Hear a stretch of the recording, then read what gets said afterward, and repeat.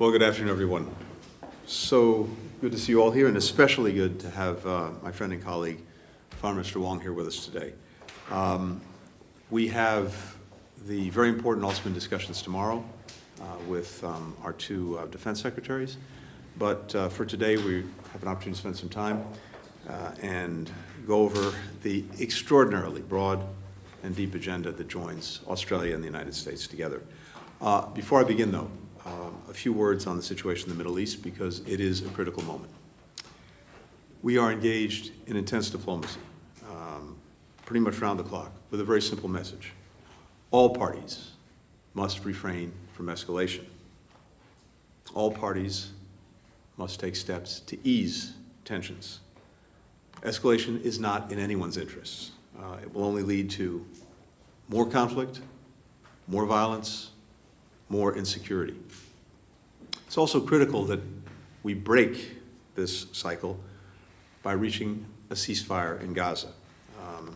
That, in turn, will unlock possibilities for more enduring calm, not only in Gaza itself, but in other areas where the conflict could spread. So for the United States, for many other countries, both in the region and beyond, this is our focus. And what it comes down to, really, is all parties finding ways to come to an agreement, not look for reasons to delay or to say no. It is urgent that all parties make the right choices in the hours and days ahead. Now, turning to our partnership with Australia. There's a lot to be said about that, but for today, I just want to focus quickly on the two agreements that we're about to sign. One of them is something that takes forward a partnership that we've been engaged in for a long time, and that's the Landsat Next 2030 International Partnership Initiative. Having Australia as a founding partner is both important in and of itself, but I think it also sends a very strong message to many others, because what we have with this initiative is an ability to really leap forward in how we map and how we monitor the planet's environment and its natural resources. And what this partnership does is it will facilitate targeted resource exploration. It will allow us to focus on our supply chain development for critical minerals. Australia is particularly well positioned to play a critical role in this, a central role in Landsat Next's success, providing critical ground station infrastructure, personnel, services, and science, all in support of a critical mission. This is, for us both, I think, a great example of how the United States and Australia are building together an innovation alliance, as the Prime Minister and President set it forward, and tackling climate change and doing it together. Second, we'll be signing a memorandum of understanding on combating state information manipulation. This is basically a partnership to work together even more effectively on combating misinformation and disinformation. We know that around the world, we're in an environment in which misinformation and disinformation is unfortunately a tool of choice for countries that are in adversarial relationships with both of our countries. Australia is now the 20th country to sign an agreement with us. We have agreements with European partners, African partners, and East Asia, and other places, all of whom have endorsed this framework. And it allows us to work together to identify misinformation and disinformation, and then to take effective steps together to combat it. Sharing best practices, sharing other tools that we've developed, building greater resilience in our civil society, our institutions, strengthening information integrity across the entire digital ecosystem. Through this MoU, the United States and Australia intend to expand information sharing and pursue complementary approaches to this threat across the Indo-Pacific. So we're grateful for this new partnership that builds on so many others we have. We'll talk about a lot more tomorrow when we have a chance to gather with the press after Osman. But for today, I just wanted to put a brief focus on the two agreements we'll sign. Penny, with that, over to you. Thank you very much, Tony, and it's wonderful to be here in Washington. It's great to see you again.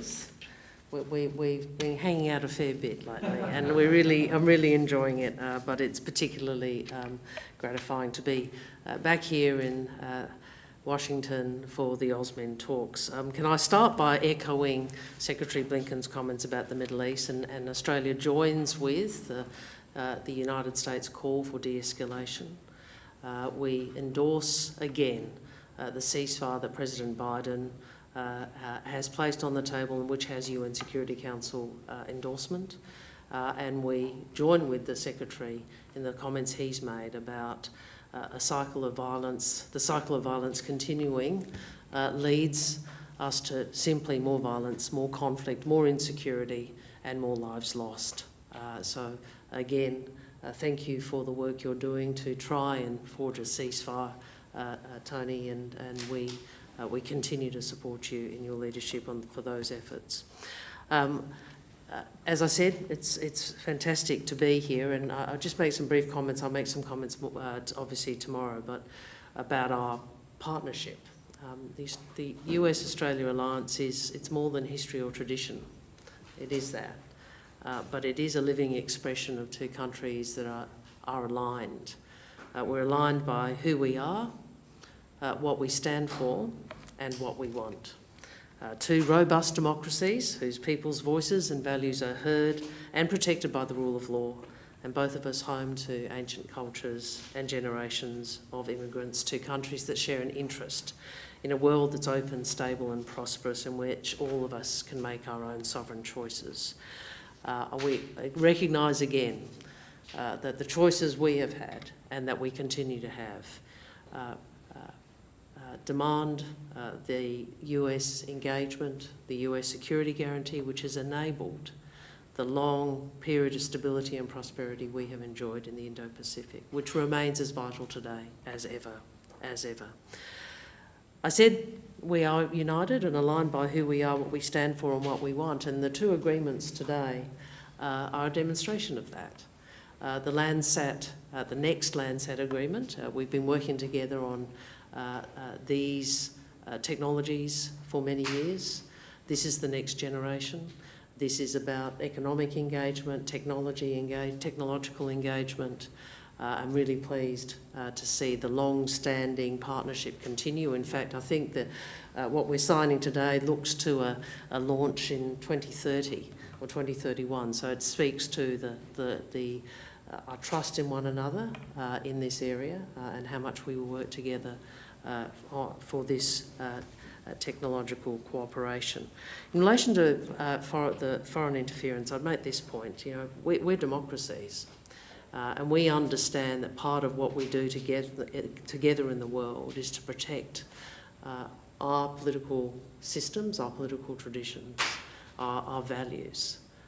And that requires us to stand together against many risks and threats and challenges, and one of those is foreign interference. So the integrity of our democracies matters to us all. So really pleased to work with you on that. Looking forward tomorrow to the work at AUSMIN. Always a pleasure to meet with you and the Secretary of Defence, such good friends of Australia's. But I'm particularly looking forward to, as always, such a creative and interesting and open and trusting discussion about how we continue to strengthen and modernise our alliance. Thanks very much for having us.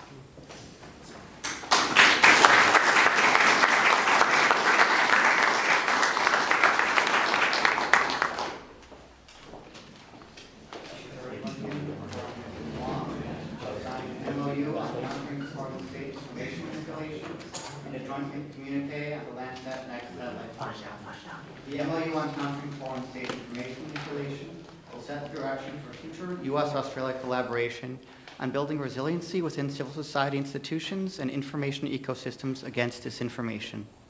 It is the result of increased cooperation between the U.S. and Australian governments to identify and counter foreign state information manipulation.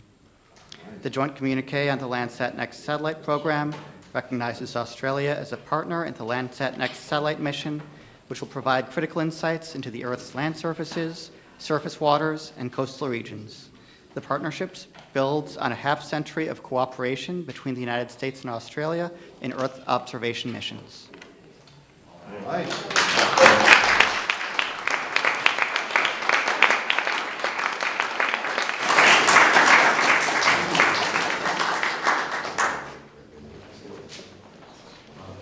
Thanks, everyone. Thank you.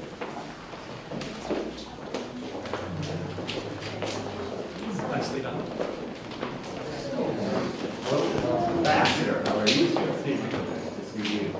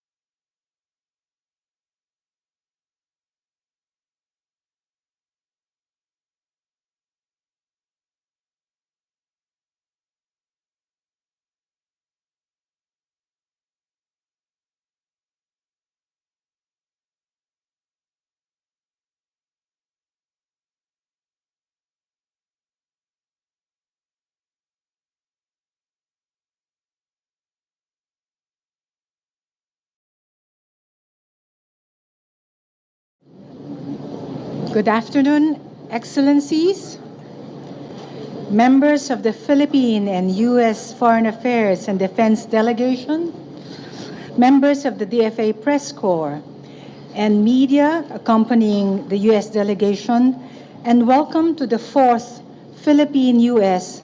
2+2 Ministerial Dialogue Joint Press Conference. We will first hear from Secretary for Foreign Affairs Enrique Manalo, and then Secretary of Defense Gilberto Todor Jr., after which we will request Secretary of State Antony Blinken and then Secretary of Defense Lloyd Austin III to deliver their remarks, after which we will have the Q&A. Secretary Manalo, please. Good afternoon, ladies and gentlemen. I wish to begin by thanking Secretary Teodoro for hosting the 4th Philippine-U.S. 2+2 Ministerial Dialogue here in Camp Aguinaldo. And we're very pleased to welcome Secretary Blinken and Secretary Austin back to Manila. The alliance of our two countries is historic, shaped by our adherence to democracy, social justice, and the rule of law. For over 7 decades, we have demonstrated its dynamism as we jointly respond to common challenges. Our cooperation has contributed to the preservation of peace and security and brought about opportunities for our mutual growth and prosperity. The Philippines values the United States' ironclad commitment to the alliance and remains steadfast to the positive trajectory of our bilateral relations over a range of initiatives. From the launch of the Luzon Economic Corridor and the conduct of Balikatan exercises both in April 2024, our alliance is robust, multifaceted, and serves the greater regional interests. These are just two of the significant headways we have accomplished in the last 24 months that deliver on our alliance commitments in the broadest sense. And there's more work to be done, and we will continue to forge ahead. Our meeting today provided us an opportunity to assess progress on our bilateral cooperation since the last 2+2 dialogue in Washington, D.C.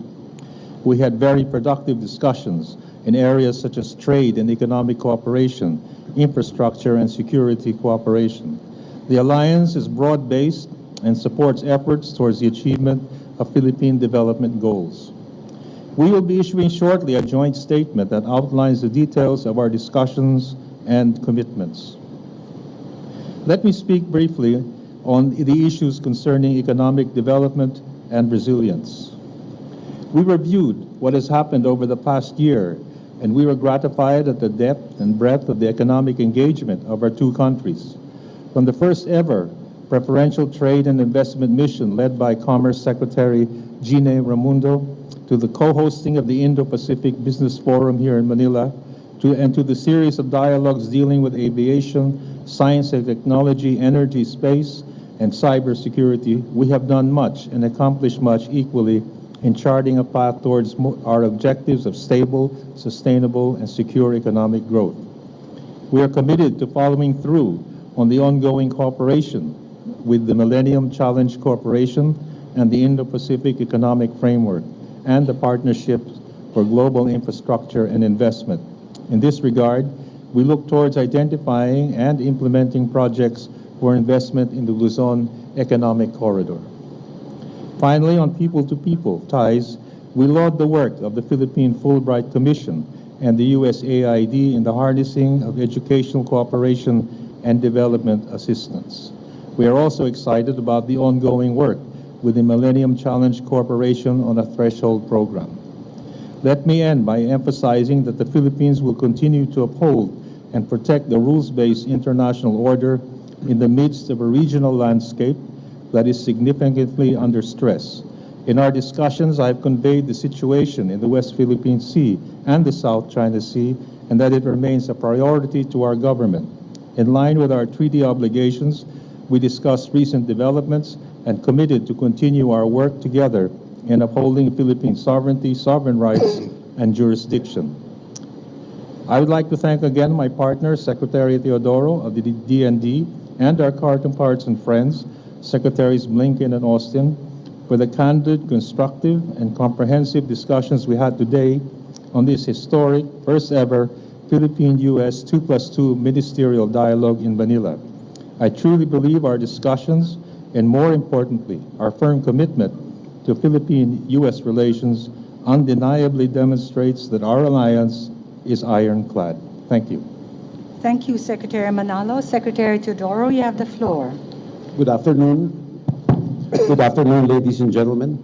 It has indeed been an honor to welcome Secretaries Blinken and Austin, and Secretary Manalo to Camp Aguinaldo for today's 2+2. Today, as we convene the fourth 2+2 meeting between us, we continue the important conversation that began between our defense establishments in 2002, not only in words, but backed up by concrete accomplishments.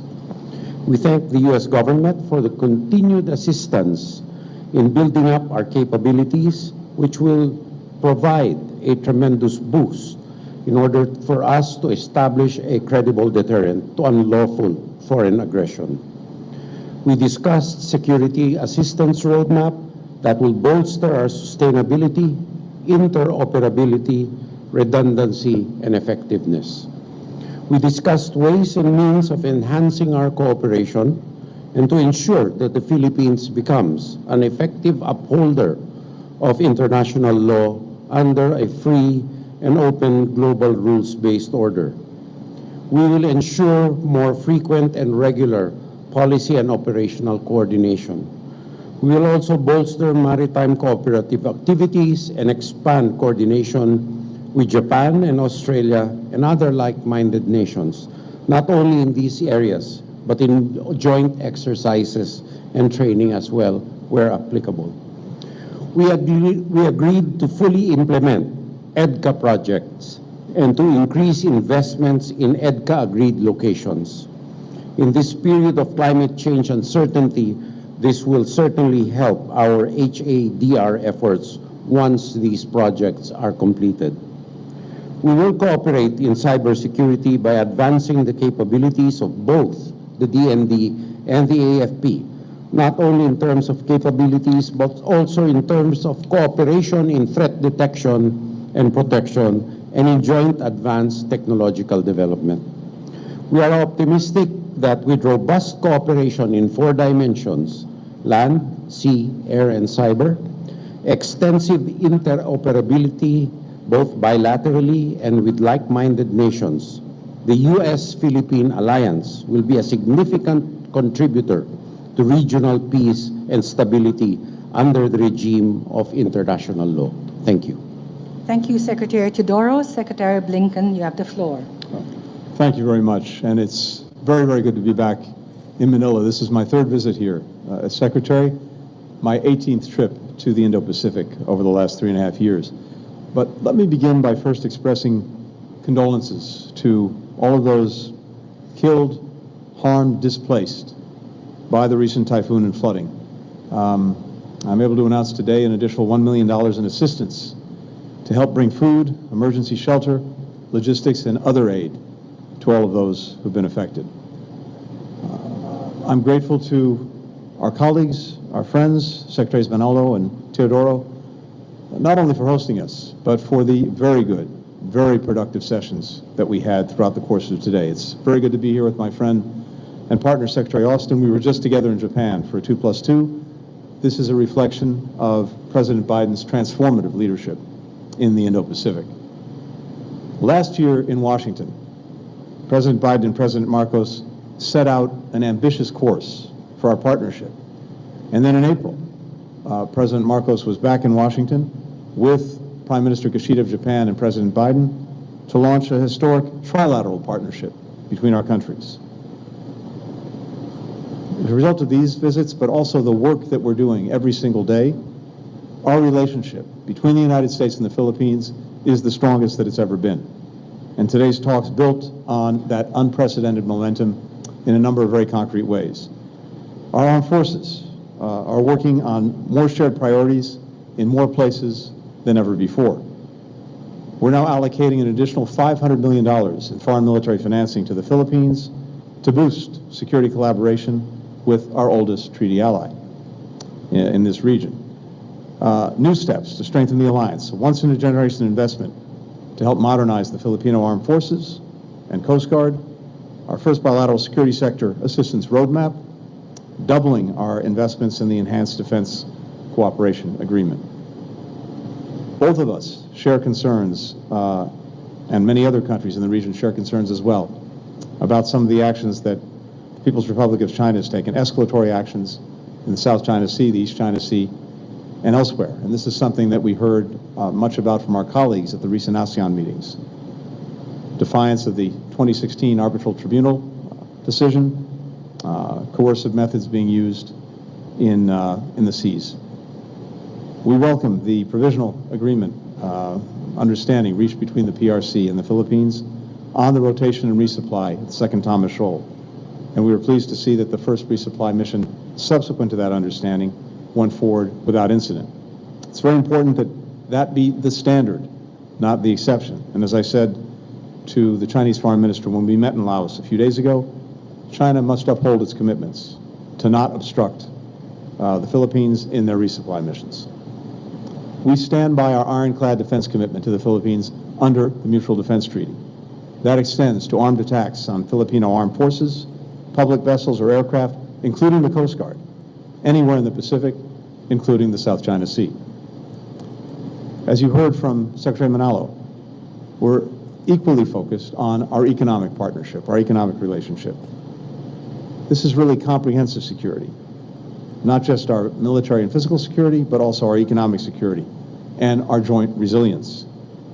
We have partnering and partnership on critical industries. The Philippines is a priority partner on semiconductor manufacturing. 20% of global assembly, testing, and packaging takes place here in the Philippines. Thanks to the CHIPS Act, we're finalizing collaboration to support the strengthening of Filipino capacity. We're focused on workforce development as well as on regulatory reform.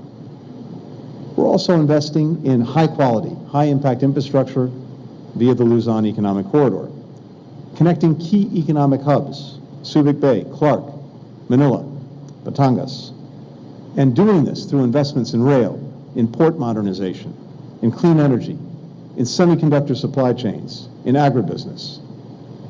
As we lower logistics costs, as we strengthen supply chains for critical industries, that will continue to drive investment and growth and will be a benefit to all of us. And this is supported by coordinated action, including coordinated action between the United States and Japan. All of this part of the historic trilateral cooperation that our presidents inaugurated just a few months ago. Finally, we're advancing energy security and the clean energy transition. This month, our bilateral civil nuclear cooperation agreement entered into force, and we talked today about next steps, including helping to develop a safe, secure, and modern civil nuclear sector. We are living in an incredibly complex moment, and as a result, the partnership between our countries is more important than ever, and our commitment to growing it now and for the years ahead is resolute. Thank you. Thank you, Secretary Blinken. Secretary Austin, please. Thank you. Secretary Teodoro, Secretary Manalo, it's great to be back in Manila for another 2+2 ministerial dialogue. Many thanks to you both for your tremendous hospitality. Before I begin, like Secretary Blinken, I am thinking about everyone who was affected by the typhoon and flooding here several days ago. Please know that the United States will always stand with you. As President Biden says, our countries share a strong partnership and also a strong friendship, enriched by millions of Filipino Americans living all across the United States. So we're here to build on that extraordinary foundation. We're working to advance our shared vision of a free and open Indo-Pacific. And together, we're taking bold steps to strengthen our alliance. Today, as you heard, Secretary Blinken and I announced that we are poised to deliver a once-in-a-generation investment to help modernize the armed forces of the Philippines and the Philippine Coast Guard. We're working with the U.S. Congress to allocate $500 million in foreign military financing to the Philippines. Now, this level of funding is unprecedented, and it sends a clear message of support for the Philippines from the Biden-Harris administration, the U.S. Congress, and the American people. Today, we also concluded the first ever bilateral security sector assistance roadmap. Now, that roadmap will ensure that our mutual investments go toward the most important capabilities. We also reaffirmed that the Department of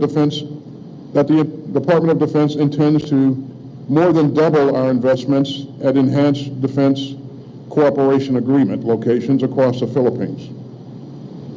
President Biden's budget request this year includes more than $128 million to fund important EDCA infrastructure projects.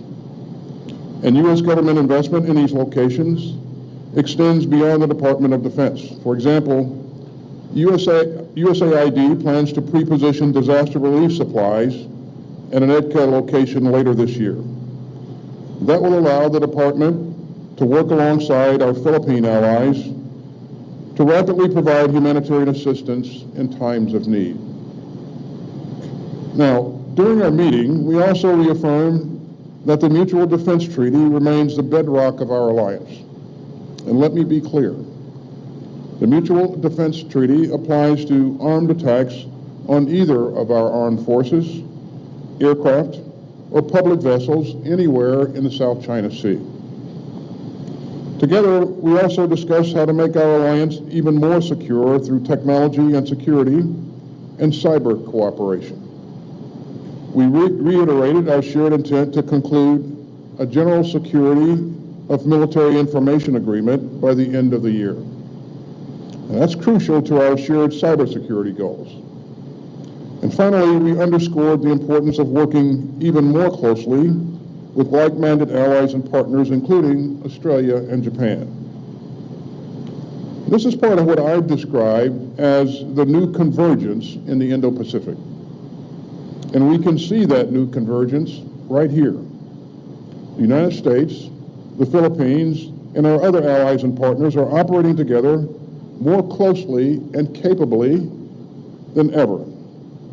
And we're working together to ensure a free and open region. So it's been a great day for our alliance here in Manila. And Jibo, Ricky, Tony, thanks for your vision and your leadership. And I am confident that our two proud democracies will continue to deepen our alliance. So with that, we look forward to your questions. Thank you, Secretary Austin. Thank you, Secretaries. We will now proceed to the question and answer portion. We will entertain 4 questions, 1 each directed to each Secretary. May I call Liz Frieden of Fox News for her question directed to Secretary Austin. Liz? Yes. Thank you. Secretary Austin, having just spoken with Israeli Defense Minister Gallant yesterday, do you believe an Israeli operation in Lebanon is imminent? And can Israel fight both Hamas and Lebanese Hezbollah at the same time and win? For Secretary Blinken, the U.S. is investing an unprecedented amount of money and resources to the Philippines. Why now, and why is the Philippines relevant to a potential invasion of Taiwan? For Secretary Manolo, following your meeting with China's Foreign Minister Wang, he warned that U.S. intermediate-range missile deployment could start an arms race with China. Do you think that you're starting an arms race? Liz, that's 3 questions. It's supposed to be 1 question for Secretary Austin. That will deprive the others of their question. So please, we will leave it to that, and we will see which questions will be answered. Yeah. Yes, Secretary Austin, please. Liz, thanks for your question. I believe that you asked whether or not a fight was between Israel and Lebanon, or Israel and Lebanon Hezbollah, is inevitable, or imminent, excuse me. I don't believe that, while we've seen a lot of activity on Israel's northern border, we remain concerned about the potential of this escalating into a full-blown fight. And I don't believe that a fight is inevitable. I think that, we'd like to see things resolved in a diplomatic fashion. as to whether or not Israel can manage a war in Gaza and a fight in Lebanon at the same time. Israel will do what it needs to defend itself, and it's demonstrated that time and again. We've committed to helping Israel defend itself for whatever it takes, and certainly that's not a scenario that we'd like to see occur. We'd like to see things resolved in a diplomatic fashion going forward.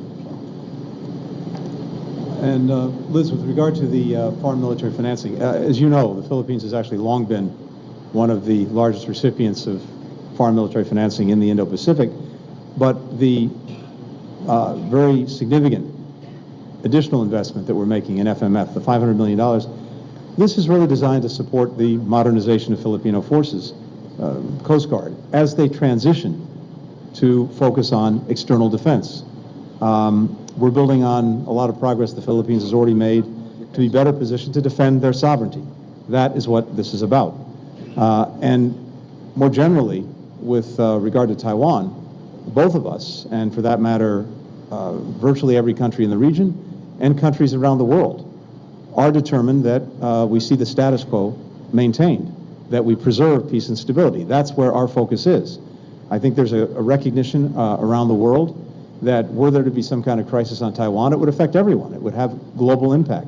We have 50% of container traffic going through the Taiwan Straits every single day, 70% of the semiconductors manufactured on Taiwan. So there's a recognition around the world that were there to be a crisis there, everyone would be affected, which is exactly why all of us are focused on trying to make sure that peace and stability is preserved, that the status quo is maintained. And finally, I just say, the alliance that we have with the Philippines, this long-standing alliance, there's a critical word that applies to it. It's a defensive alliance.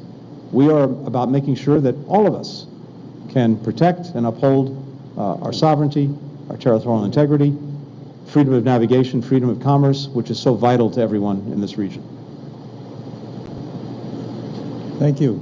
I wasn't able to hear the last part of your question, but I get the gist. Regarding the supposed reference of Foreign Minister Wang Yi to the missiles, all I can really say is that first, these missiles are meant for our own defensive capabilities, our own ability to improve our defensive deterrence, and they're not meant for any offensive purposes. So I really can't see, on that basis, how it would lead to an arms race. Okay. Thank you, Secretaries. The next question should be raised by Simon Lewis of Reuters. Simon, you have the floor. Thank you. If you don't mind, I would like to put some questions to some of the different officials rather than just Secretary Blinken. Secretary Austin, just to follow up a little bit on the question about Lebanon, the U.S. defended Israel when Iran fired missiles at it in April.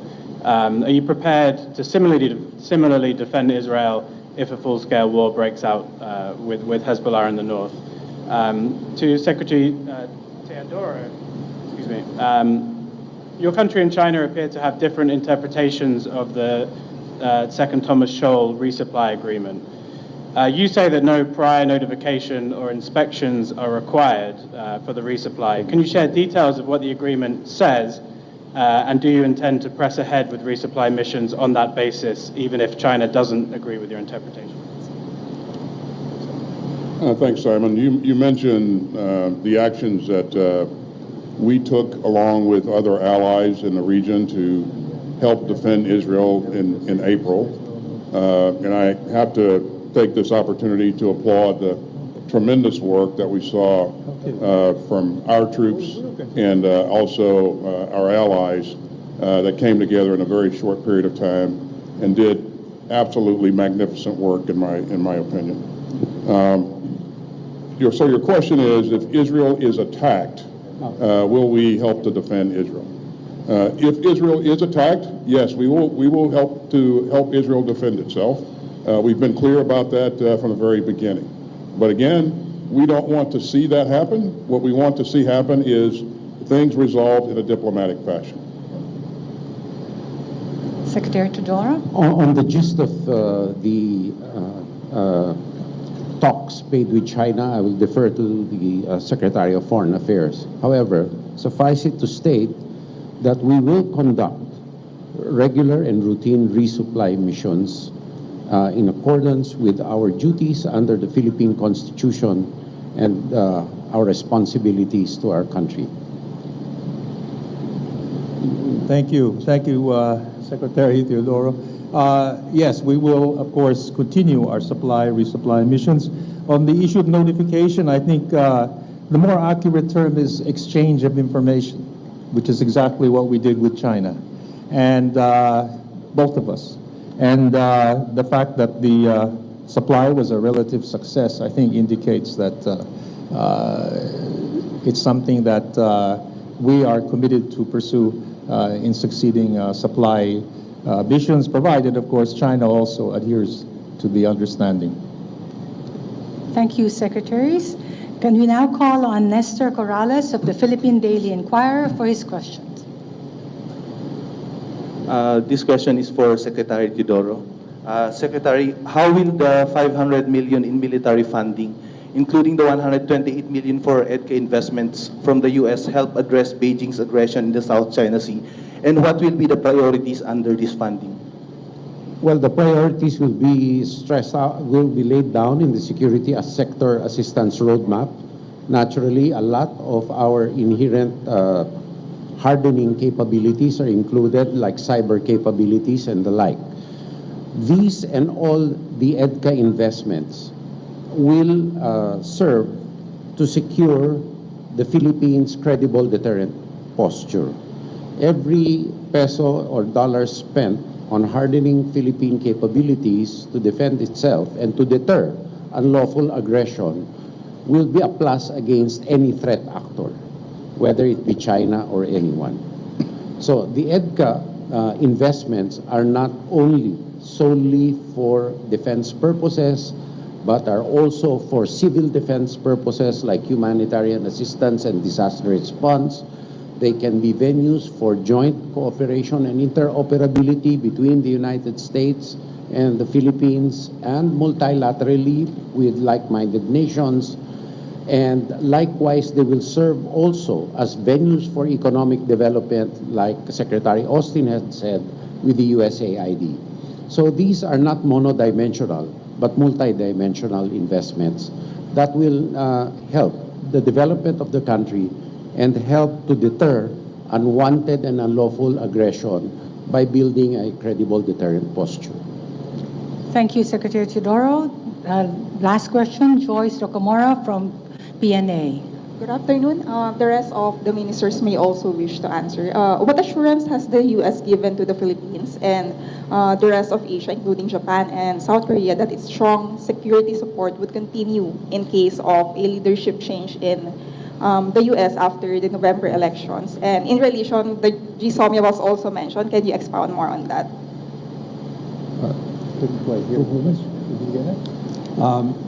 To whom was the question? It's addressed to, you're addressing it to all. Yes.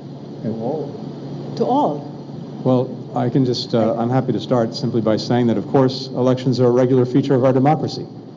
What's also a regular feature is a strong, long-standing alliance between our countries. And that doesn't change from election to election. We have a mutual defense treaty that the United States is committed to. That commitment will endure, again, irrespective of administrations. And this has been a long and powerful story in our history. It will continue. I'll just tag on to that and say that, you know, we see and have seen and will continue to see bipartisan support for the Philippines in our country. And anytime that you see that level of bipartisan support in our government, you can bet that support will continue in good fashion. You know, I've said a number of times that we're more than allies, we're family. And I would also say that I cannot imagine a day when the United States of America and the Philippines are not the best of friends, the best of allies. So I think, again, we continue to enjoy bipartisan support, and that's going to happen going forward in the future. Well, I think I can only add to that and just say that the Philippine-U.S. alliance and friendship has withstood the test of time. We've officially been partners for 7 decades, but it even goes beyond that. And in all those years, our relationship is held firmly and in fact has only grown more productive. And in fact, now we could even say our relationship is at a high point. But let me say that the fundamental factors accounting for all of that is not only our shared adherence to democratic values, to social justice, but also the strong people-to-people relationship, which has really been the bedrock of our relationship. And I can say that aside from having shared interests, a shared strategic outlook, I think all those factors will combine to ensure that our relationship continues beyond perhaps 7 decades and even more. So I think that is the best way to describe the state of our relationship. I believe our relationship is based on 2 fundamental things. First is sustainability. Our engagements have always been on the principle of sustainability and not one-off, one-time things. Secondly, we share principles, fundamental principles of adherence to international law and a rules-based international order. And both countries, and not only the United States, but like-minded partners realize that building up the Philippine credible deterrent posture is vital to ensuring the rule of international law in the Indo-Pacific, particularly in our region. No partisan political position can denigrate from these fundamental principles because these are good things, right things that should be encouraged and developed. So I do not see any partisan political detraction from our positions because they are based on principle. Secondly, in terms of the GSOMIA question earlier, it is an attempt and an exercise, a continuing exercise to develop our operational security, which is a required stepping stone for our development of an armed force and a defense establishment with increasing sophistication to deal with vulnerabilities and with unpredictabilities in the future defense situation and picture. Thank you. Thank you very much. Thank you, Secretaries, for this joint press conference. Thank you, DFA Press Corps and the members of the media joining the U.S. delegation. Can we request the Secretaries for one photo opportunity in front, for one photo opportunity for the press, and then we will conclude this press conference.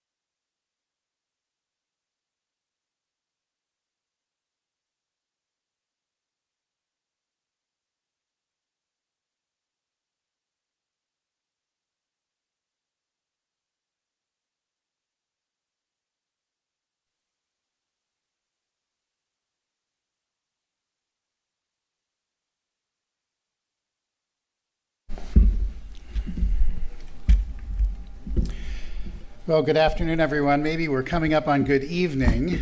We appreciate everyone's patience, and we're excited to be here. It gives me great pleasure to welcome you all here today. I've had the pleasure for the last 3.5 years to be the United States Ambassador to the Republic of Singapore. Now, we're living in a very complicated time in history. Terrorist acts, brutal war, and senseless humanitarian suffering roil our every day. Our resolve is being tested like never before, from Ukraine to the Middle East to the South China Sea. Tough decisions and complex situations. Yet few understand this better than our special guest, and few are more qualified to help tackle these enormous diplomatic challenges. We're truly honored to be joined by the Secretary of State Antony Blinken, as his first visit to Singapore in his capacity as America's 71st Secretary of State. His presence here today is a strong signal of the important and enduring partnership between our two countries, a partnership since Singapore's independence 59 years ago next week. Thank you, Tony, for being here. We're also grateful to our host, the Asian Civilization Museum, and to our organizing partner, the Lee Kuan Yew School of Public Policy. It's now my pleasure to welcome Professor Danny Quah, who has the honor of introducing our distinguished guests.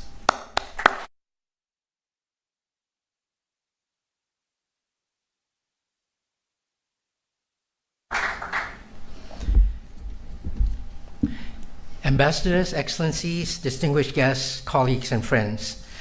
Good evening. My name is Danny Quah, and I'm Lee Ka-shing Professor in Economics and Dean at the Lee Kuan Yew School of Public Policy. It's my great pleasure this afternoon to welcome you all to this event, jointly organized by the U.S. Embassy here in Singapore and the Lee Kuan Yew School of Public Policy at the National University of Singapore. We are delighted and honored that in a few minutes we will be getting to hear Secretary Blinken in conversation with Ambassador Heng Chee. To begin the proceedings, I will invite Ambassador Chan up on stage to introduce and then in a minute welcome Secretary Blinken. Ambassador Chan is of course well known to all of us here. She served as Singapore's ambassador to the United States for 16 years from 1996 on. Ambassador Chan is Ambassador at Large at Singapore's Ministry of Foreign Affairs and Professor at the Lee Kuan Yew Center for Innovative Cities at the Singapore University of Technology and Design. Please join me in welcoming Ambassador Chan to the stage.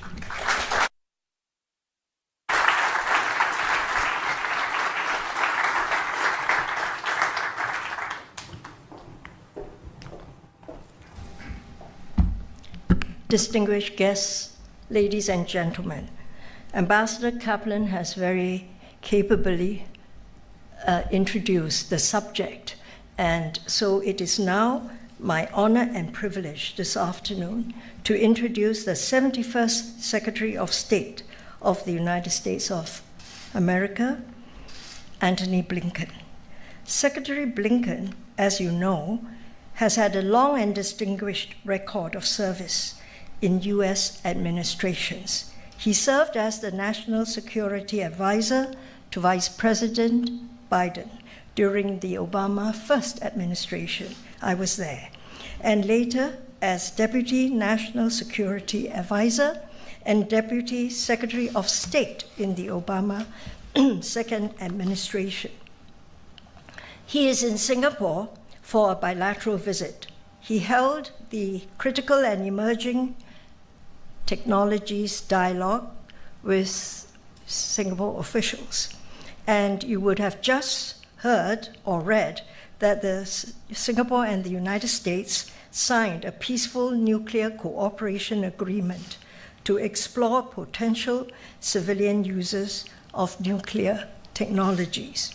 Certainly, I agree we cannot have a better or more qualified person to answer the questions on top of our minds and to talk of U.S.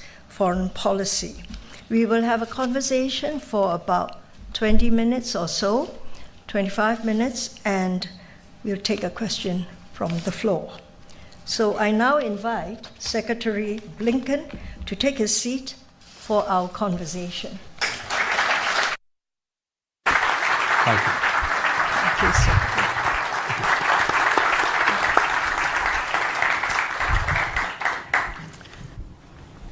Secretary Blinken, you have just visited Laos to attend the ASEAN ministerial meetings. That's great. You know, in recent times, the Biden administration seems to have worked a lot on creating minilaterals to meet your security objectives. Quad, AUKUS, then you've expanded and deepened, renewed your relationship, the security relationship with Japan and Korea. And that is the Australia, Japan, Philippines, and U.S. grouping, which was formed for maritime cooperative activity. What is the place of multilaterals in U.S. strategic thinking? Well, first, it's wonderful to be with you, to see you again here. It's wonderful for me to be back in Singapore. I was reflecting and thinking about it, and the first time I was here was actually 44 years ago, as a very young man, of course. And I've had opportunities, of course, to be back since, but this is my first visit in this job, and I'm gratified to be here because of the strength of our partnership and the value that we attach to it.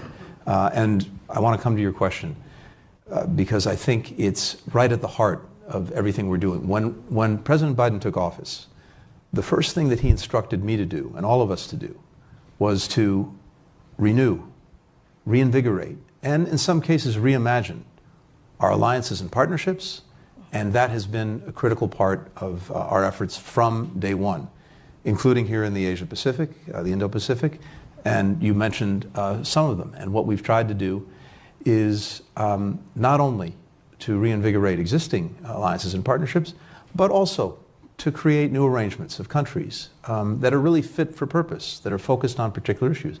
But the multilateral system is also critical to what we're doing, including, of course, at the United Nations. And we see that as an integral part of our engagement around the world, because there are two things that I think motivate us profoundly. One is that there is a premium, I think, on American engagement, American leadership.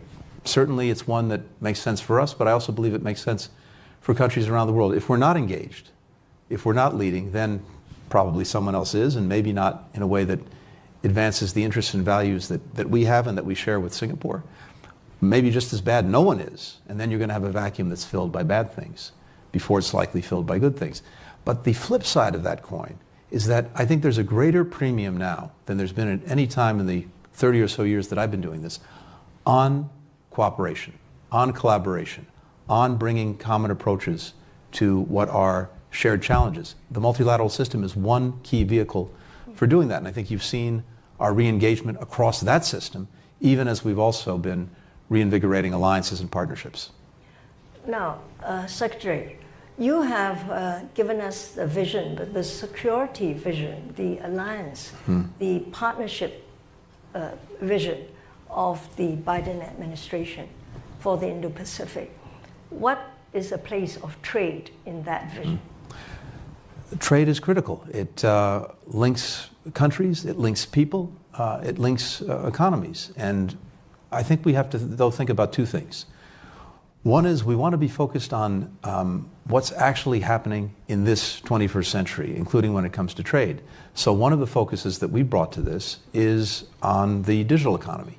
And through things like the Indo-Pacific Economic Framework, that's one of the things that we're trying to drive forward, understandings on that. Second, there are things that are so necessary and that have become so clear to us, especially with the experience of COVID, that are absolutely essential if trade is going to flourish and go forward. For example, resilient supply chains. We know what happens when we don't have them. We know the impact that that has on trade. So we've worked very hard to strengthen supply chains, to rethink them, to build resilience, to build early warning into them with many other countries, so if there's a challenge to them, we're doing something about it. But there's something else that's important to keep an eye on.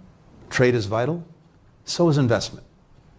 Right now, the United States is overwhelmingly the leading provider of foreign direct investment in Singapore by, I think, 5 times the next nearest country. At the same time, we're also the biggest provider of foreign direct investment across all of the ASEAN countries. The United States also happens to be the biggest recipient of foreign direct investment. Why is that important? Because these investments don't happen unless there's a certain amount of trust, and also unless there's a certain amount of optimism about the future. I think we see in the magnitude of foreign direct investment a tremendous amount of trust between the United States, Singapore, countries in ASEAN, a tremendous amount of trust in the United States, and confidence that this is where the future is. So as much as I would look at trade, I would also look at foreign direct investment. You're right there, but I would like to explain to you, Secretary, that in the thinking of Southeast Asians and Asians, trade is extremely important. Lee Kuan Yew in the 1980s, gave a congressional joint address. And he spoke about democracy and trade going hand in hand. You cannot promote democracy if you don't promote trade. Yeah. So I get very discouraged when I hear Americans say, we can't do trade. Well, of course, I agree with his insight. I think that's very much true. It remains true. We remain a great trading nation, as is Singapore. I think, though, what we have to also be focused on is making sure that trade works for our working people, that it works for our companies, that it works for our societies. And we also have to make sure that we are adequately dealing with sometimes second and third order consequences that come with it. I'll give you an example. Right now we have a challenge when it comes to China with overcapacity. That is producing in certain sectors and certain industries well beyond not only the needs of China, but of world demand. And doing it in a way with subsidies and other forms of support that not only create unfair advantages, but create an environment in which, when that kind of trade goes forward, it has the potential to flood and, as a result, ruin entire communities, companies, workers who are on the receiving end of something that's not fair or not balanced. We have to also be able to deal with those kinds of challenges to the trading system. Certainly, but we hope that the way countries respond would not be through protectionist measures, more protectionist measures. Now, let me go back to the earlier discussion on the vision of the lattice framework that the United States has created for security. Now, strategic deterrence under US leadership is something I think I understand why you're doing this. Like-minded countries come together so that they can deal with a fast emerging challenge, adversary, or a threat. But is the United States also starting to build confidence-building mechanisms with your potential adversary? Absolutely, and that's critical. It's vital. And let's take, again, the relationship with China. For us, it's both arguably the most complicated and most consequential in the world. Actually, many countries can say the same thing. There's an obligation that we have, and that is to make sure that we're managing that relationship responsibly. We're in a competition, and by the way, there's nothing wrong with competition. In fact, in our system, competition's a good thing. As long as it's fair, as long as it's on a level playing field, it's a good thing. It hopefully brings out the best in everyone. We want to make sure that that competition doesn't veer into conflict, which is profoundly not in our interest or anyone else's, nor in China's. And that starts with communicating. It starts with being able to speak clearly, directly, and frequently to each other. Just since last June, I think I've seen my Chinese counterpart, Wong, the foreign minister, 6 times. I was just with him in Laos at the ASEAN meetings. We speak on the phone. Many others in our government are engaged with their counterparts in China, and that's usually important, precisely for that reason. Second, there are aspects of this that are especially important. For example, we resume military-to-military contacts at all levels. That's so vital to making sure there are not misunderstandings that, again, could lead inadvertently to conflict. And we're also looking to find areas where we can cooperate, when it's in the interests of our people, when it's in the interest of China, when it's in the interest of so many others. We've been doing that as well. For example, we have a plague in the United States of synthetic opioids, fentanyl. The #1 killer of Americans between the ages of 18 and 45 is fentanyl. It's not heart attacks, it's not car accidents, it's not cancer, it's not guns, it's fentanyl. And it's a global issue, and we have to deal with, for example, the question of the ingredients that go into making it, the chemical precursors that are often manufactured in China, may come to Mexico, get synthesized into fentanyl. Well, President Biden and President Xi reached an important agreement when they met in San Francisco at the end of last year about working together on this, and China taking important steps, some of which is taken to try to curb the flow of these ingredients, these precursors. So we very much believe in the importance of engagement.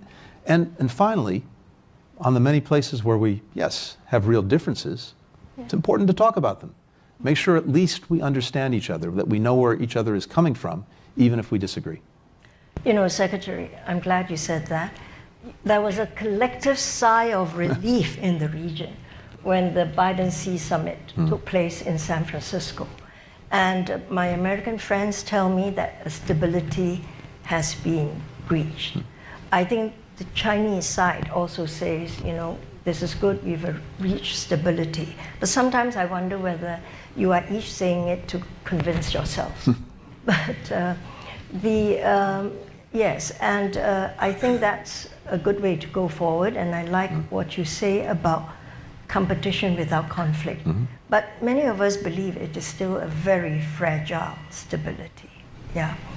So let me go further on this, because in ASEAN, many of the countries here have done well. You know, we are one of the fastest growing regions in the world, as seen by IMF and World Bank.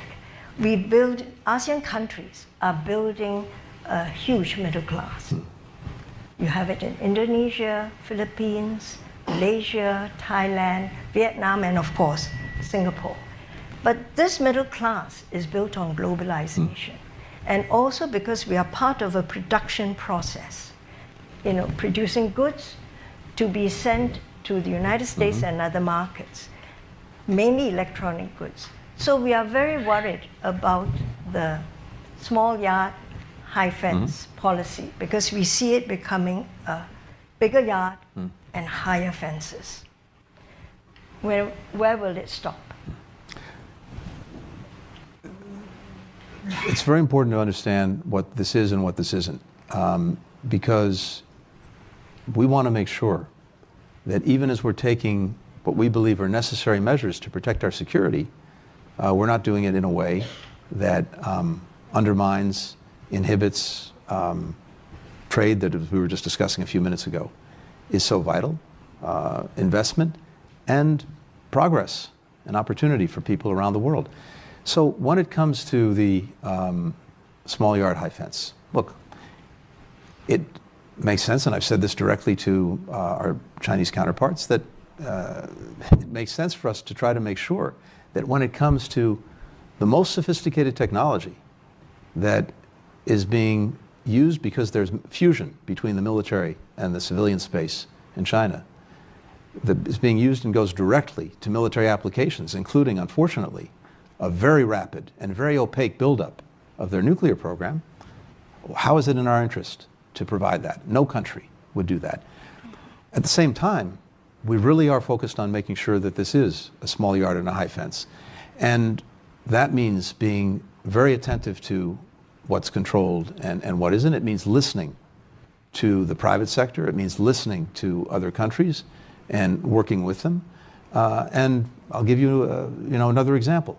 We have controls, listings of one kind or another against about 1,300 companies in China. There are 43 million registered companies in China. It's an infinitesimally small number with regard to the Chinese economy. But we have a responsibility to protect our security, and other countries feel the same way. But if you look at the overall numbers, our trade with China reached record levels just a couple of years ago. Investment's been down, but there are a lot of reasons for that that have nothing to do with any controls that we impose. Finally, what's so important here is that when we do these things, we do them in collaboration with, in coordination with other countries who, may have similar concerns. And that's what we're focused on doing. Yes. No, we understand national security concerns, Secretary, but sometimes given the contest between two parties, in two sides in the United States, the definition of national security becomes looser and looser. I think that's what we're worried about. Yeah, and certainly we know that, and it's something that I'm focused on.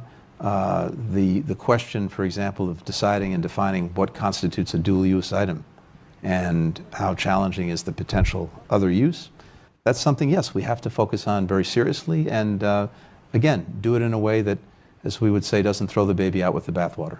Yeah. Now, I'd like to switch the discussion to the United States. There's a lot of noise coming out of the presidential campaign. Really? I hadn't heard any of it. Yes. Can you give us an idea of where the United States as a country, a great power, a superpower stands in terms of engagement with the world, with trade, a defense ally, and as a global policeman? So we have these periodic things called elections. And I think it's normal that before every election, given the importance at this moment in history that our country has around the world, that of course people ask questions. They wonder what's going to happen in a given election, what direction does the country take, and maybe there are lesser or higher degrees of that on any given election, but it always happens before every election. And I understand that. I think that there are a number of constants that don't fundamentally change, irrespective of who wins a particular election. One is that if you look at most of the polling, if you listen to our fellow citizens, they actually want the United States to be engaged in the world. They understand that in order to actually get things done at home, we also have to be working with others around the world. And that remains by far the majority opinion. They strongly prefer that the United States not engage the world alone. They know the benefits in partnerships, in alliances. And again, that's a constant. And I think that remains no matter what. The flip side is equally important. What I'm hearing is, I have the great honor of going around the world on behalf of the United States, is that most countries actually want us engaged. Yeah. They want our leadership. They want our partnership. And that's a very positive signal that resonates back in the United States. So, look, I do understand the focus on this, but I'm also very confident that at the end of the day, most Americans see the benefits of our engagement around the world. Well, you will understand that amongst your friends and countries around the world, they are concerned whether there'll be a continuity of policy between administrations, whether it is climate change, technology, policy, or whatever. And so some countries worry when they are negotiating deals with the United States. Will that stand if it is another administration? It's the nature of our system, and I think people have seen that, know that over many years. We have so many actors in our system that are important, and of course the federal government stands at the top, but our states play incredibly important roles. Our cities play incredibly important roles. There are connections that have grown stronger and stronger over the years between our states and other countries, between cities in different places, that continue to drive things forward, sometimes irrespective of what the national policy may be. Climate's a great example of that. And look, if you're sitting in the United States and you care, as so many Americans do, for example, about climate change, and Singapore and the United States are two countries that have been on the leading edge of doing something about it, we know, for our part, that even if we somehow did everything right at home in terms of emissions and in terms of global warming, we're 15% of global emissions. That means that we somehow have to find a way to encourage the other 85% of emissions to be dealt with, and that means working with other countries. You played with a rock band in your younger days. Cool, you know. And recently in Beijing, you were going to music shop with Ambassador Nick Burns. That's right. You bought Taylor Swift CDs and Dou Wei. I don't know if anyone's heard of Taylor Swift, but I gather she might have come to Singapore recently. Yeah. And you bought Dou Wei. That's right. Rocker. Who's terrific. I haven't heard of him until you. I say, if Secretary Blinken buys it, I'll see. Well, it was a recommendation from the very nice gentleman who owned the record shop, but he's terrific. He's terrific, great music, good beat, and the lyrics are very good. Do you still play in a band? You know, occasionally I've gotten up and done some kind of charity event, but what I've found is if I ever have a room and there's an event that's running overtime and we need to clear the room, the best thing for me to do is get up and play the guitar. It clears the room immediately. Electric guitar, someone told me. An opera singer told me this, actually, just 2 days ago. Well, it's been a lifelong passion and something that only enhances your own appreciation for music. And you know, everyone has a different thread in their life. Yeah. For me, and as I know for so many others, it has been music, and it's a great source of joy, of comfort. Sometimes we have more difficult days than others in this business, and being able to have music to go back to, it's a wonderful thing. Well, thank you very much, Secretary Blinken. I'm going to allow some questions. Very good. Question from the floor, left side, please.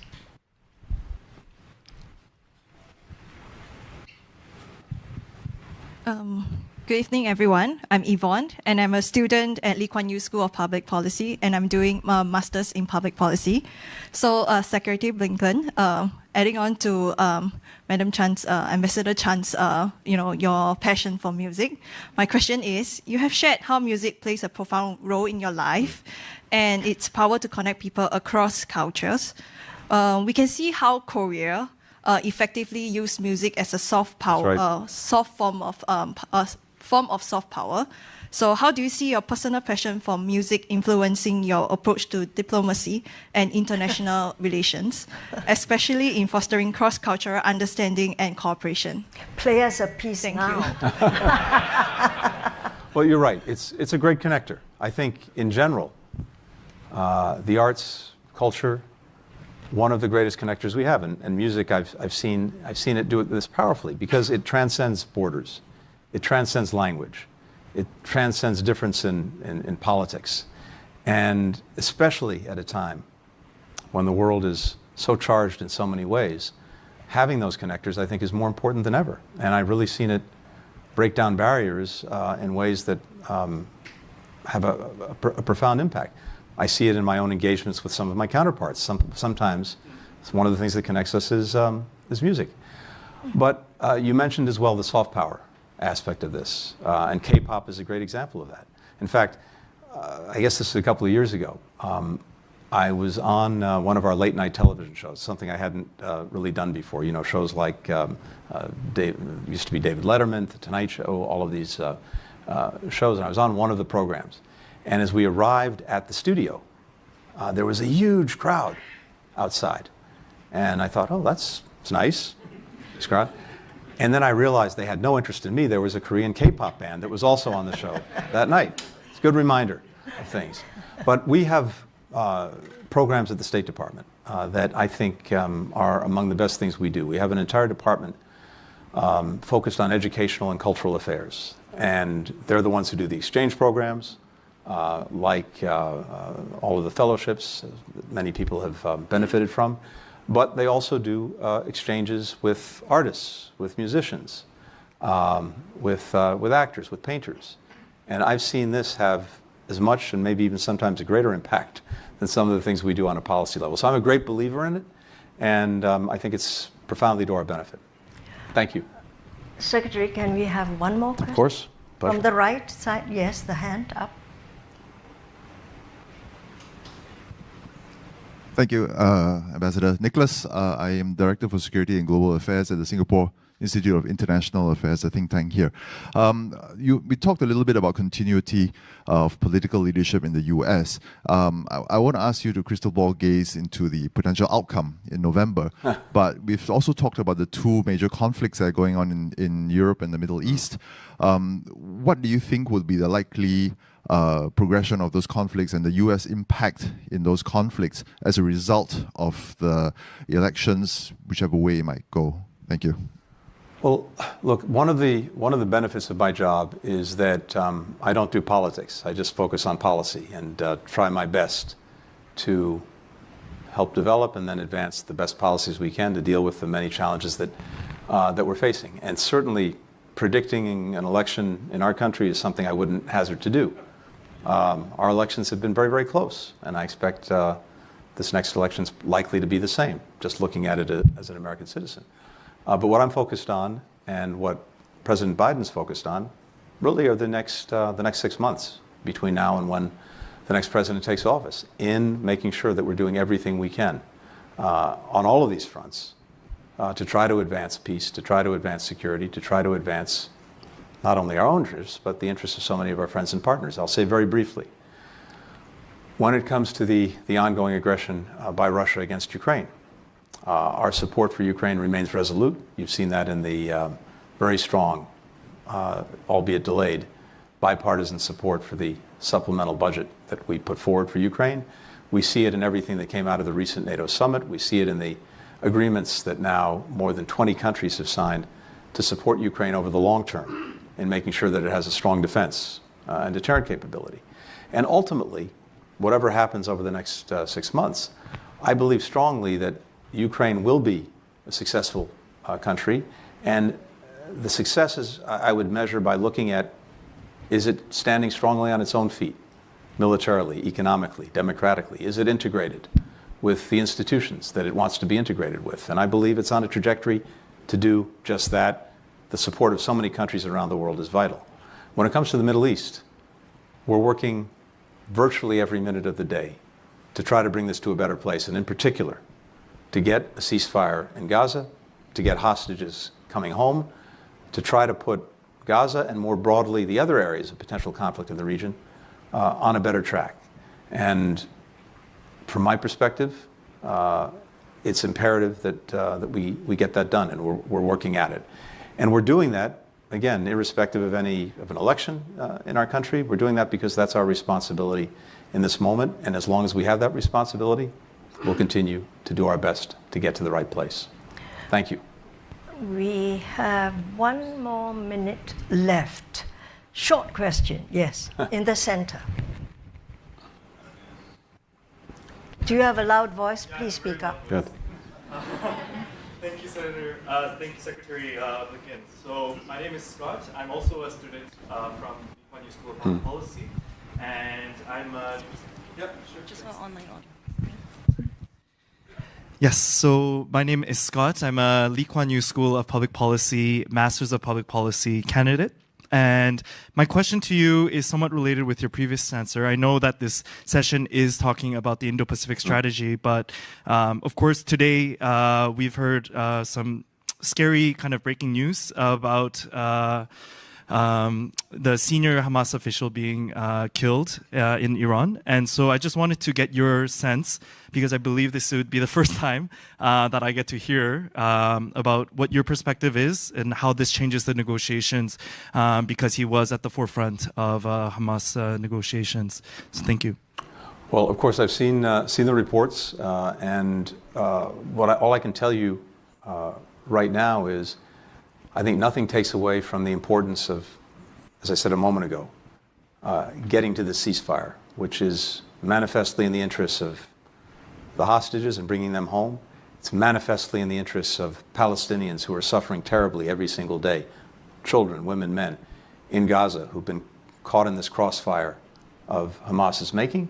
It's profoundly in the interest of trying to put things on a better path, not only in Gaza, but actually throughout the region, because so much is tied to what's happening in Gaza right now. We've been working from day one not only to try to get to a better place in Gaza, but also to prevent the conflict from spreading, whether it's in the north with Lebanon and Hezbollah, whether it's the Red Sea with the Houthis, whether it's Iran, Syria, Iraq, you name it. And a big key to trying to make sure that that doesn't happen and that we can move to a better place is getting the ceasefire. I'm not going to speculate on what impact any one event might have on that. I've learned over many years never to really speculate about that because we simply don't know. What I do know is the enduring imperative of getting the ceasefire, and what I do know is we'll continue to work at that every day. Thank you. Sorry, ladies and gentlemen, I'm afraid I will have to bring this discussion to a close. I've been told, you know. So let us show our appreciation to Secretary Blinken. Thank you. Thank you. Thank you. Thank you. Thank you. Thank you so much. Great to be with you. Thank you. Thanks, everyone.